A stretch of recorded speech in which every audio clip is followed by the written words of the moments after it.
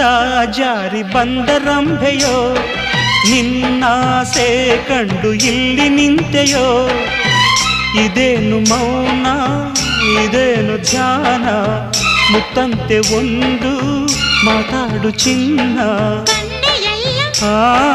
ಮುಡಿಯುತ್ತಿರಲು ಬೇರೆ ಚಪ್ಪಲು ಏಕೆ ಹೇಳು. ತರುಣಿ ನುಡಿಯೋ ಕೊಳಲ ದನಿಯು ಗೆಳತಿ ಅರಿಯನು.